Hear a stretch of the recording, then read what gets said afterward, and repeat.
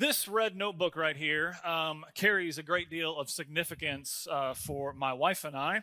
You guys, many of you know our story. We met when we were 14 years old.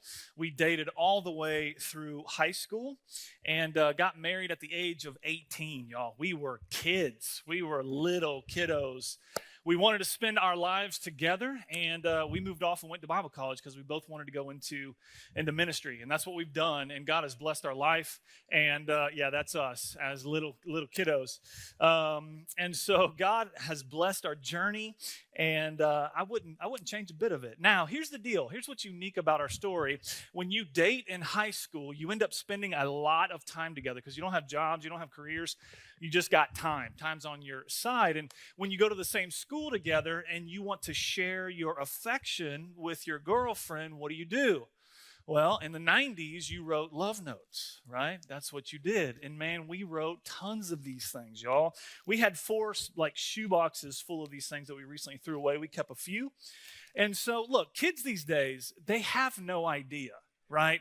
If you want to express your love to your boyfriend or girlfriend nowadays, you pull your cell phone out, you hit heart emoji, kissy face, send, you're done. Back in the 90s, y'all, we had to sweat. We had to put work into this, man. We had to put effort. I had paper and pen, and I had to think. I had to write, y'all. Kids these days, they don't know nothing, man. So this one says, "Hey, beautiful, how's your day been? Mine's is pretty good." Mine's? M-I-N-E-S, mine's? I should have been paying attention in English class and writing like love notes. I go on to say, "You look so good today." Listen to this. "I love that sweater on you. I wish you could come to my soccer game today. I know I would play better if you were there to cheer me on." That's kind of some reverse psychology manipulation going on. Like, if we lose and you're not there, it's your fault, right? It's your fault. So get it together and get to my soccer game. So anyway, I go on to say how much I love her and all these things. And so we wised up a little bit. Instead of passing little notes, we started passing a notebook back and forth. That way it kind of looked like you're doing homework, right? And so this is chock full of just disgusting. This is awful. It's embarrassing, really. This one says, "Hey, sweet thing, happy 6 months. That is half a year." She didn't know that I needed to tell her that 6 months is kind of that midway point through a year. Now, that's a long time. No, it's not. That's not long at all. I go on to say, "I'm glad I'm going to spend the rest of my life with an awesome girl like you. Happy 6 months. I love you. Yours forever." Man, it's crazy. Like, there's one thing about our story, man. Early on, we knew we wanted to spend our lives together. We were ready, full of just affection and sweetheart, head over heels love for one another, man. We were going to get married happily ever after. Nothing was going to stop us, and nothing was going to cause any issues. Well, 23 years later, married, man, we have been through some life, man. We really have. Thank you. Yeah. I'm surprised she's hung out with me this long. But we have been through some life. And if I could go back to the 16-year-old Matt or 17-year-old Matt and sit him down and talk to him about maybe one thing to help him prepare for what marriage looks like, I think I would sit him down and talk to him what a covenant means and what covenantal love specifically looks like. Matt, when you walk down that aisle and you make your vow, "Matt, I take you, Kathy, to be my lawfully wedded wife," that's covenantal language that I'm speaking before God and people.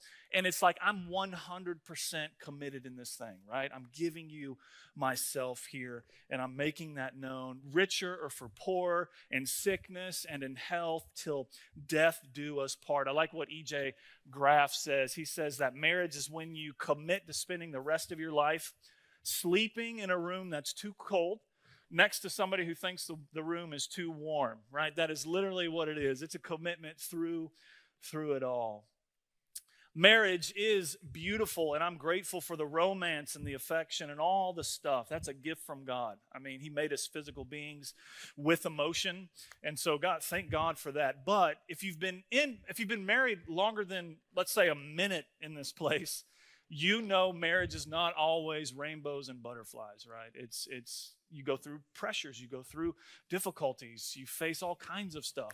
You find out your spouse has a different personality than you, surprise, right? And you disagree, and just on and on and on. We know these things if you've been married. And so the question comes to this: in those hard moments when the rubber meets the road, are you going to stay true to the covenant that you made to your spouse? Because it's a covenant, right?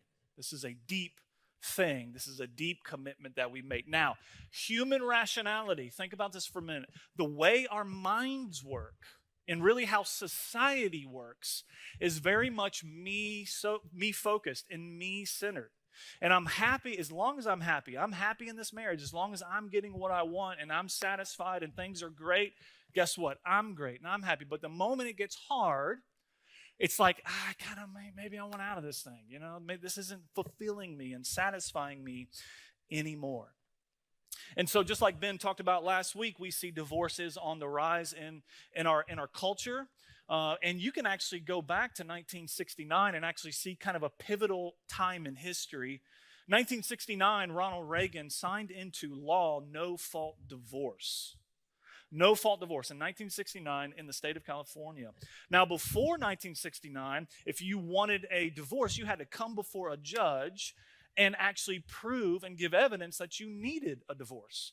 Like, my spouse is mentally insane, or there's heavy addiction, or there's adultery, or I fear for my life, I'm being abused. Like, you had to come with actual evidence, and if you didn't, no divorce was issued. Why? Because largely our country at the time saw marriage as a sacred covenant, a sacred bond, and a promise that we make. Well, 1969 rolls around, no-fault divorce. A handful of years later, pretty much the whole country is now no-fault divorce. You can divorce for whatever reason. I'm just not feeling this thing anymore. And what's interesting is that Reagan says, he's quoted by saying, that was the worst mistake of his public life, signing that into law. Now, divorce isn't new. It didn't come on the scene in 1969. Actually, for hundreds and thousands of years, this has been a thing in culture and society across the world. And really, it came on the scene going all the way back, not too much after Genesis chapter 3, when sin entered the world. And in Matthew chapter 19, what Caleb just got done reading, Jesus was confronted with a question from the Pharisees. Hey, Jesus, is it lawful for you to divorce your spouse for any reason at all? What do you think, Jesus?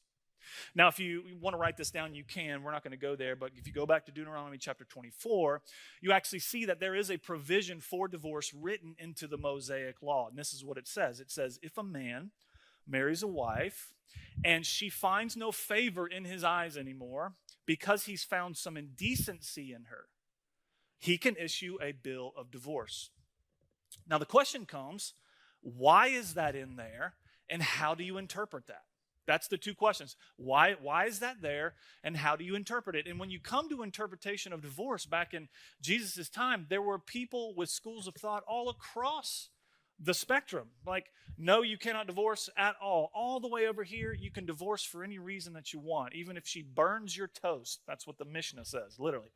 If your wife burns your toast, you can divorce her, right? I mean, like, literally anything that you want. And so here's Jesus being asked this question, really to be trapped in a way.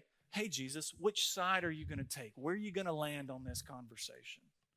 And so Jesus gives a response, but he basically says, look, you want me to give commentary on Deuteronomy 24, but I'm actually going to back up even further. I want to take you all the way back to Genesis chapter 2 and talk about the original intention of marriage from God in the beginning. Now, Jesus eventually does talk about Deuteronomy 24. He goes on just a little bit after those verses there. And I'm not going to get too much into that today. Divorce was a provision written into the law because of the result of sin. That's why it's in there at all, because people were so hard-hearted and rebellious towards God and not living in forgiveness and gentleness with each other. And it was just a wreck. Sin causes so many problems. And Jesus is like, that's the only reason why It's in there. But let me take you back to the original intention of it in Genesis chapter 2. Now, before I go any further, if you have had a divorce in your life, I am not here to cast any condemnation or shame on you at all. That is not from the Lord, and that is not from me or our church, period. There's only one sin in the Bible that's the unpardonable sin, and divorce is not it, okay? That is not it. So if you've had that, man, there's grace and forgiveness for all of us. Praise God for his grace. My encouragement to you is if you are in your second marriage, that you honor the Lord in that marriage. That's how we can honor God moving forward in the relationships in which we find ourselves, okay? So I want you to hear that clearly from me. This is not casting any shame, but I want to speak to God's original intention for marriage, because, man, do we live in a society that's kind of shredding it and destroying it down, okay? So here's Jesus' response in verse 4, okay? So let's look at this.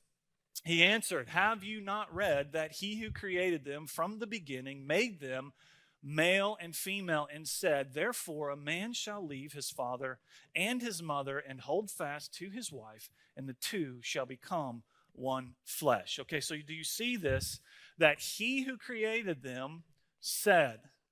Okay, so the first thing I want to mention to you today is that marriage is a part of the created order.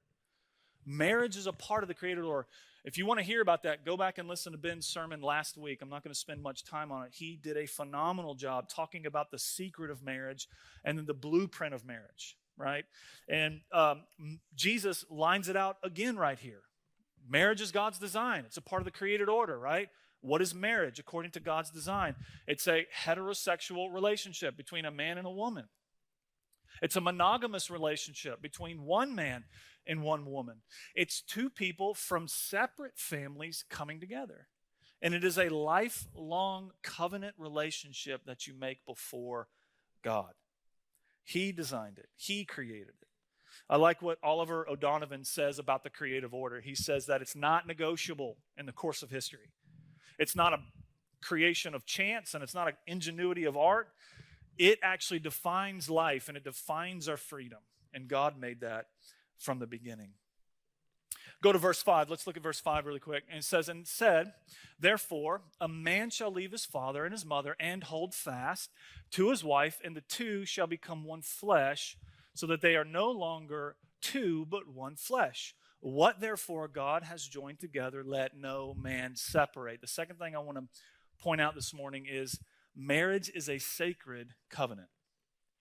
Marriage is a sacred covenant. Sacred meaning ordained of God and given to us from God. Look at all the language that's throughout that passage. Hold fast, right? Ben talked about that last week. That means to unite together with your spouse, to glue together, to be welded together in this permanent commitment with one another. He goes on to say the two shall become one flesh. Again, that's very much covenantal language there, joining together, not just physically, not just the consummation, but the heart and the mind and the will and a spiritual bond.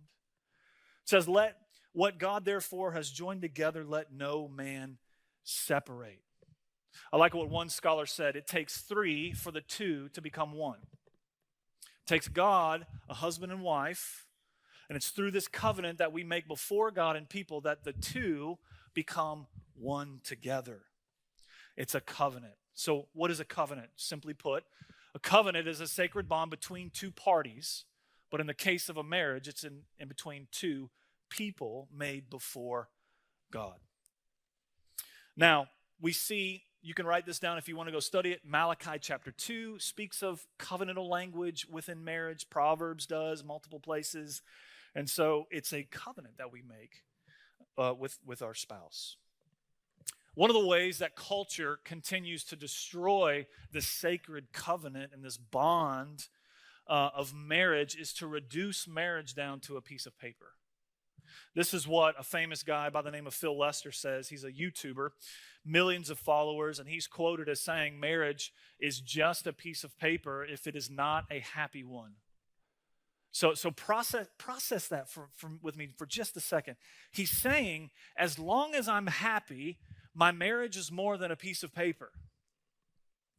But the moment I am not happy, then my marriage becomes a piece of paper. It's a very much a selfish, self-centered viewpoint when it comes to marriage. And he's saying it's no better than maybe a piece of paper or a paper contract.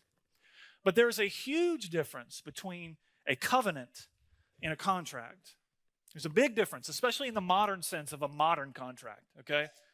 A sacred covenant. Think about those two differences for just a second. A contract is a written agreement between two people based on distrust. I don't trust you enough to follow through with what you're saying you're going to do, and apparently you don't trust me enough with what I'm going to say, so let's draw up this piece of paper that will hold us to our agreement. Now, a covenant is a sacred bond between two people based on and built on trust. I fully trust you 100%, and you fully trust me 100%. And I agree and commit to living a life of trustworthiness, and you agree to living a life of trustworthiness. And it is a binding and a bonding of hearts. A contract can be broken if undesirable circumstances happen, right? Like, man, I'm not happy in this contract anymore. Let me get the fine print out. What did the lawyer say? How do I break this contract? Okay, I got to pay the penalty.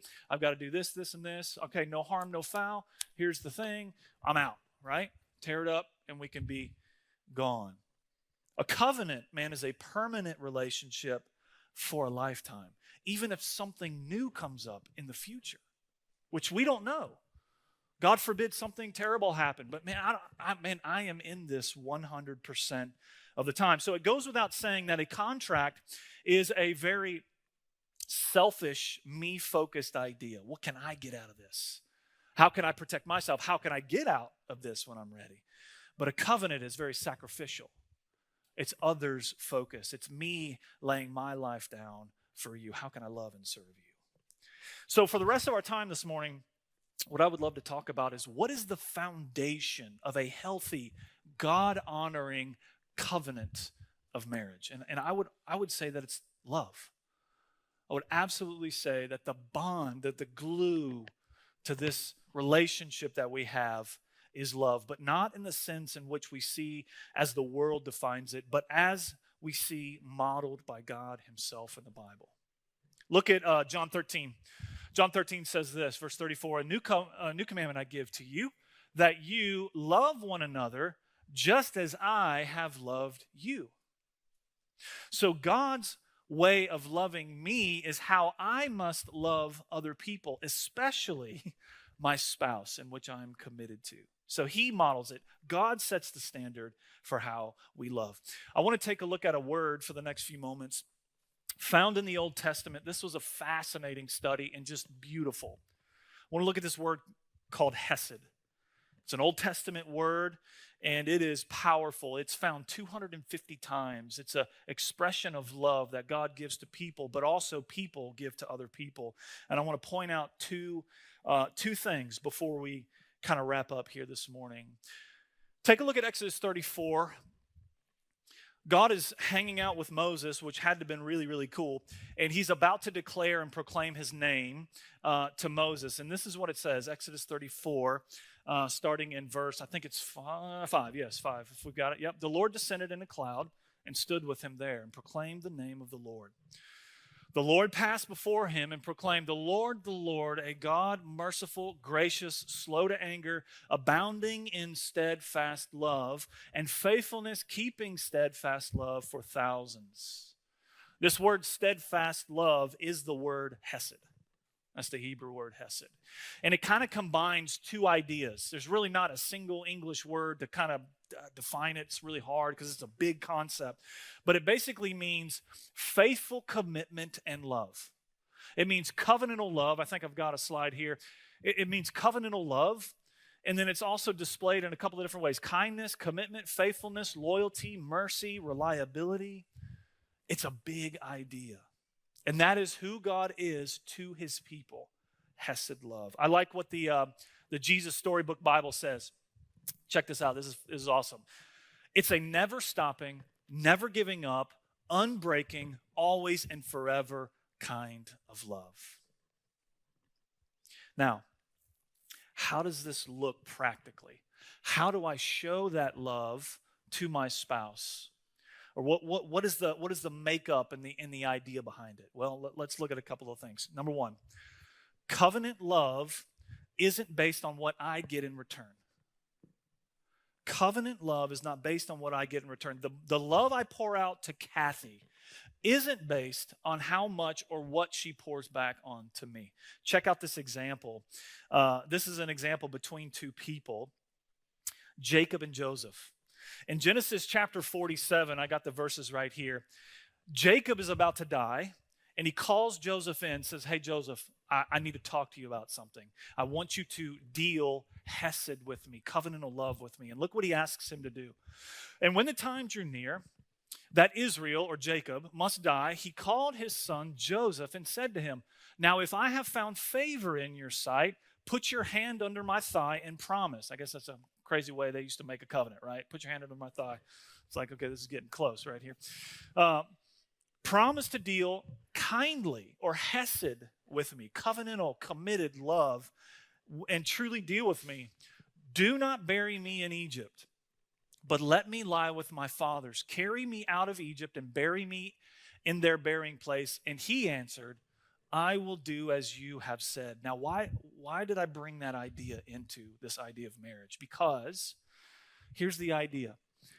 Joseph dealt hesed towards Jacob because he was pouring out love to him without any possibility of reciprocation back to him.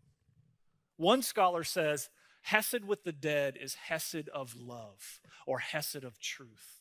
Why? Because he stands to gain nothing in return from his father because he's already passed away. Joseph could have taken his father's bones and disrespectfully thrown them into the river, and Jacob would have been none the wiser. He's already passed away. Jacob could not reciprocate anything back to him. No possibility of personal gain. How many times in our marriage do we withhold love from our spouse because he or she doesn't give us what we want in return? How many times do we do this? Hesed love, this covenantal love, is a setting of the heart, and it's a setting of the mind, and it's a setting of the will to love, regardless of what she gives back or he gives back, and not even based on how I feel in the moment. I could be totally just upset or tired or whatever. It's like, no, I'm still going to give love back to you. And that kind of love costs you something, does it not? It costs you something. It's sacrificial on your part. 1 Corinthians 13 says this, love is patient, it's kind, doesn't envy, it keeps going, and it says it is not self-seeking. It does not seek what I can get out of this idea. If you're in a marriage, if you're in this marriage and your mind has shifted to this idea of what can I get out of her or what can I get out of him, that's not love. There was a old Jewish rabbi talking about the idea of love, and he walks up to this kid eating a piece of fish, and man, he is just stuffing his face with this fish. Absolutely loves it. And so the Jewish rabbi comes up to him and says, hey man, you like fish? He's like, man, I don't like fish. I love fish. It is my favorite. I love fish. And the rabbi was like, really? You love fish? So love drove you to get in a boat, push out in the middle of the water, get a reel with a death hook on it, put some bait on it, lure and manipulate. Here, fishies, come on. I sure do love you. I really, really love you. Come on, man. Hook a fish, pull it up into the boat, take it to the shore, scale it, cut it, put it on fire, roast it, salt and pepper, take it on your plate and begin to devour it. That's love? He said, no, that's not love. You love yourself. You love the way fish tastes. That is very much a self-focused or self-centered idea of love, and that is not love at all. Love is giving. Love is not self-seeking. How can I serve you? Now, how do we love like this? How do we love like this without worrying about what I get in return? But Matt, what about me? What do I do to protect me? Here's how we love like this, SouthCrest. The husband and wife are both fully satisfied in the Lord first. Let that sit in for a minute. The husband and wife are both fully satisfied in the Lord first. When my relationship is right with God and He is everything that I need, and I'm abiding in Him, and I'm spending time in prayer, and I'm in the Word, and I'm worshiping, and I'm connected to the body, and I'm getting all that I need from Him, and so is my wife at the same time. The beautiful thing is that positions us to be able to give love sacrificially. I don't need anything in return because I get everything I need from God. And it also puts me in a healthy place to receive love from her, that I don't idolize it or demand it or I'm codependent on it. No, my relationship is right first and foremost with God. And I think most marriage problems are problems with the individuals in the marriage when they neglect their own personal relationship with Christ. Watch it the next time a problem arises in your marriage. Ask the question, where am I with the Lord? No, time out. Where are you with the Lord? It's critical. Critical. Last thing. Covenant love is not based on the worthiness of your spouse. Woo.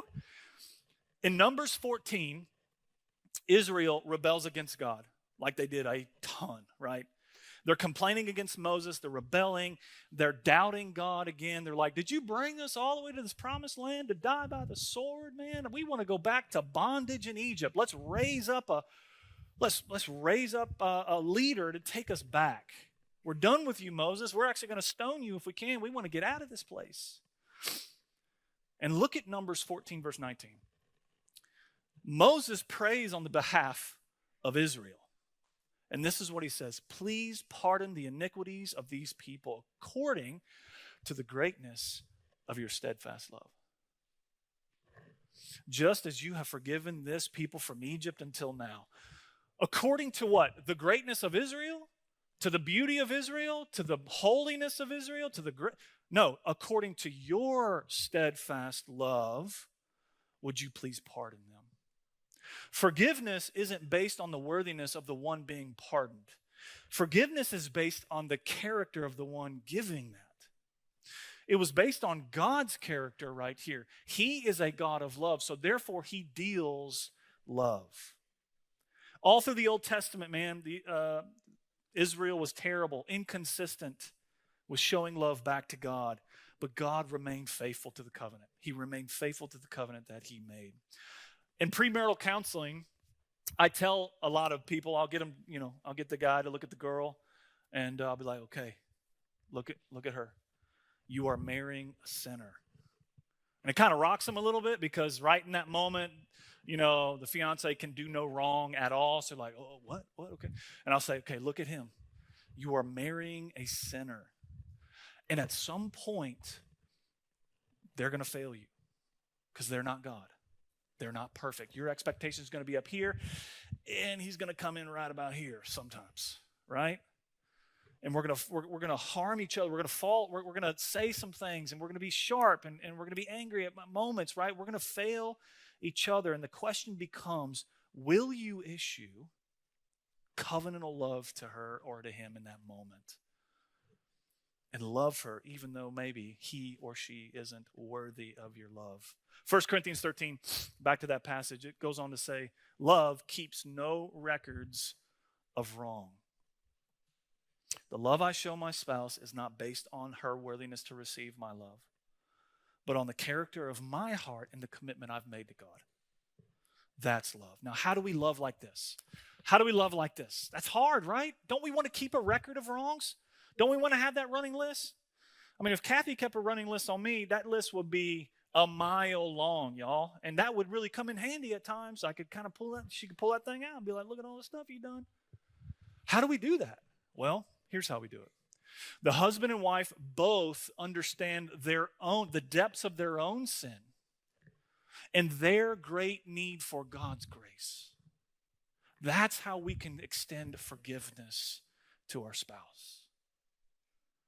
The more we understand just how dark and sinful my heart is and how righteous and holy He is, man, the more grateful I am for the cross that spans the gap in His grace. and how he issues forgiveness to me all the time. And when my spouse wrongs me, man, I got forgiveness on the ready trigger. Like, of course I will forgive you. How could I ever hold that against you when God has forgiven me of so much? I think when we forget, if we start kind of puffing ourselves up, saying, I'm a pretty good guy, pretty smart. Kathy, get it together, That's the moment I think we fail. We must keep in view just how much we need God's grace. Have to live a lifestyle of reconciliation and confession. Ephesians 4:32, be kind to one another, tenderhearted, forgiving one another, as God in Christ forgave you. That's the standard. Go ahead and put up that storybook Bible quote again, if you will. Wrapping up here, I wanted to put this back up and just ask the question, does this define the love that you have for your spouse right now? A never stopping, never giving up, doesn't matter what she gives back, doesn't matter what he does back, it's not based on your worthiness, not based on your perfection and this or that. It's an unbreaking, always and forever commitment, love to my spouse. Does that define your love for them? Now, nobody's perfect like God. We cannot love somebody else like God loves. We fail at times. And thank God for his grace and his mercy. But this is the aim right here. This is the aim. That we would love our spouse like God loves us. If you're here with your spouse and you're sitting next to them, I would love for you just to grab their hand right now. And maybe you're here by yourself. Maybe you're single in this room and you would like to be married. Man, don't close your ears and doze off right now. This is the standard in what this is the commitment you will be making in the future if God allows that to be a reality. Or maybe if you're single and don't plan on getting married, this is still how we should love others anyway. So nobody's exempt from this idea right here. So I'd love for you to grab the hand of your spouse. And I would love for you to go before the Lord. And I would love for you to bow your heads right now. And I would just ask you just to kind of ponder a couple of those things as we wrap up here. Husband and wife, are you satisfied in Christ first? Or is there something in your relationship with Christ that you need to recommit to? Is there some thing in the way that's holding you back from fully being satisfied in the Lord, in order that you can love without strings attached? Husband and wife, do you understand your great need for God's grace in order that you can extend grace and love to your spouse, not based on her worthiness or his worthiness?